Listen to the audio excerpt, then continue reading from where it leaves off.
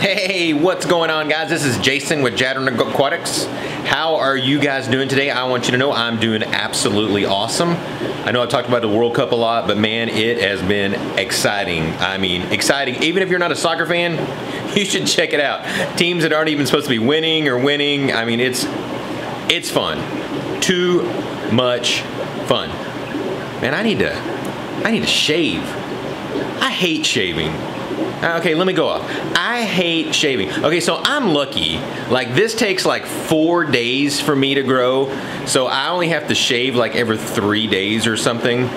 But I still absolutely hate it. I don't understand it. The people that like it grows out all in one day and they have to like shave like twice a day. I don't know how you guys do it. It's too much dedication for me. I just don't have the dedication for it. So, what do we got going on in the fish room today? So, I'm gonna update you a little bit on the tanks that I was moving. I also picked up some new fish from the local fish store. So let's go ahead and swing over there and see what we got going on. Alright, so as you can see here, these are the shelves that I built that I'm putting the 20-gallon longs on. I've got spots for 4 of them. I'm on like day 5 and I'm finally down to moving the last one. This was a major undertaking to get all of this done. So first of all, you know, I had to build the shelves and paint it, which took a long time. And then I had one extra 20-gallon long.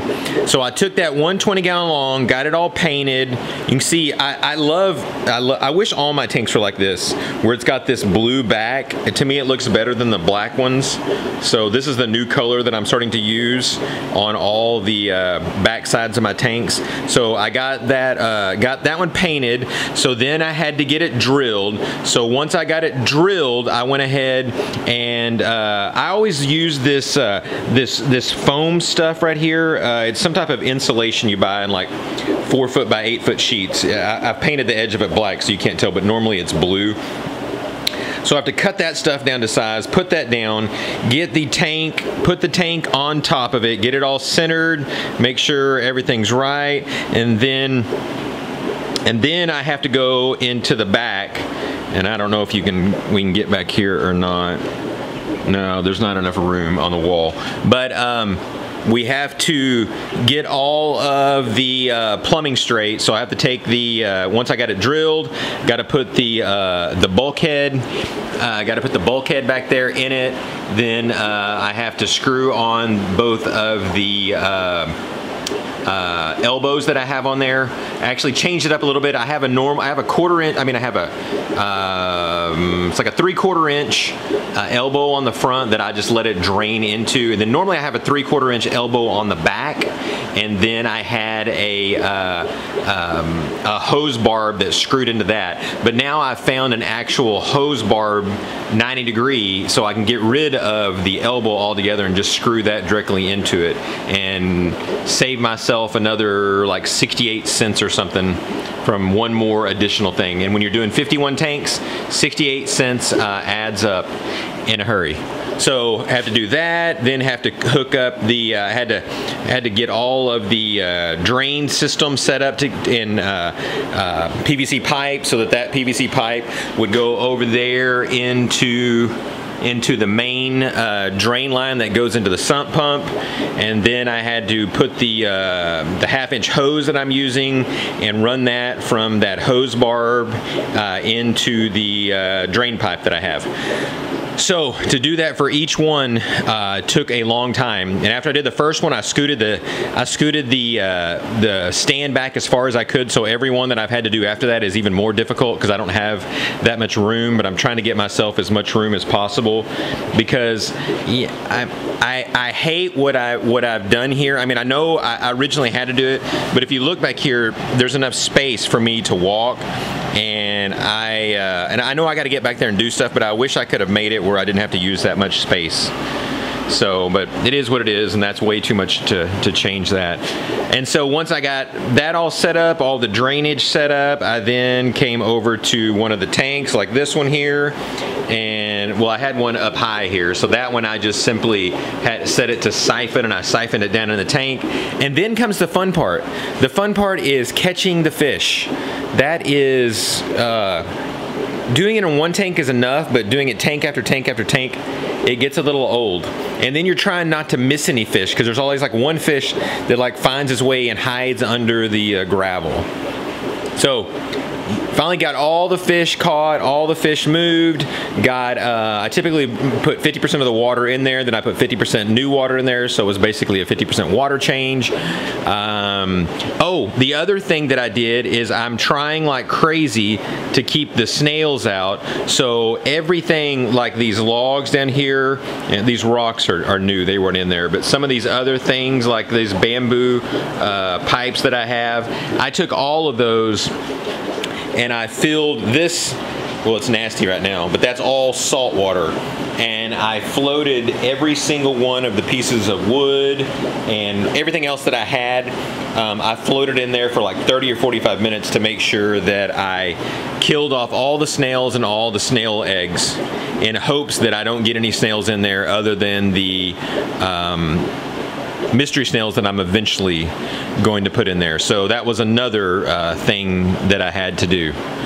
I still don't have the dripper set up on these things to automatically fill these yet. That's still one more process that I need to do. So today I'm going to work on getting this tank moved over here. I've already got another tank drilled to put down there. I just haven't done it yet. I got to get it cleaned out. That's the other thing, is cleaning the thing out too. That took a while after drilling it. All right, so there's that. New stuff. What did we get new? So we went down to one of the local fish stores and I picked up a few things. Everything in this tank, this is a quarantine tank right now, so I have meds in it. That's why everything is mixed. So I picked up some male dwarf gouramis. I picked up 2 of them. There's another one back there in the back. I think I'm going to put those in the 20-gallon after I get these guys out of meds. And then I picked up about 7 of these black neons. Not sure where I'm putting those yet. And then I picked up some cool loaches that I've never seen before. They're like tiger loaches or something. I think I picked up 3 or 4 of those. Oh, I also got some assassin snails. I put the assassin snails in this tank to try to clear up some of these snails that I have in here. And you can see the assassin snails, they all bury themselves. There's one right there. So I don't know if they do most of their activity at night. I've never had assassin snails before, but it actually looks like there's less snails in here already, and I don't know if that's just me. Oh wow, my Cleomplecostomus was out. Those guys are like almost never out. Oh, there's another one. There's another one back there too. Those guys are almost never out. Oh, the other thing, I don't know if I told you guys, but this tank is always like kind of cloudy with like particulates floating around the water. You can kind of see it right now.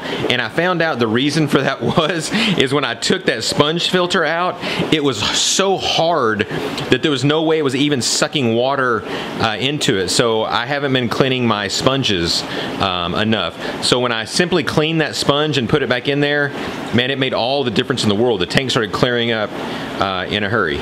Okay, so assassin snails, and then the other thing is mystery snails. I had like 3 males and no female mystery snails. So I found 2 or 3 kind of white vanilla colored mystery snails, and I put them in this tank. And so I've decided to just turn this tank right here into a it's got some green cobra guppies in it, but there's not that many. So I've turned this into a where I can breed these mystery snails. So I'm feeding the mess out of them. You can see down here, this is some crab cuisine that I've been feeding them. They're eating that like nuts. And then I've lowered the water level real far so these guys have a place where they can get their eggs laid. Because I eventually want mystery snails in all of my tanks instead.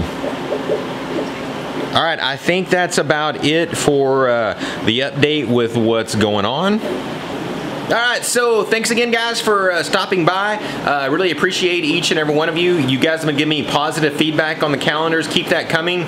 Still in the determination mode whether or not I'm going to do it again. I'm leaning more towards doing it, but I need to kind of get a start as early as I can. Last time it was so rushed. It'd be nice to kind of take my time on it this time. It'd be nice if we could create multiple calendars, one with different species of fish like I've talked about before. So thanks again guys so much. Be sure and subscribe if you haven't subscribed already. Thanks again and God bless.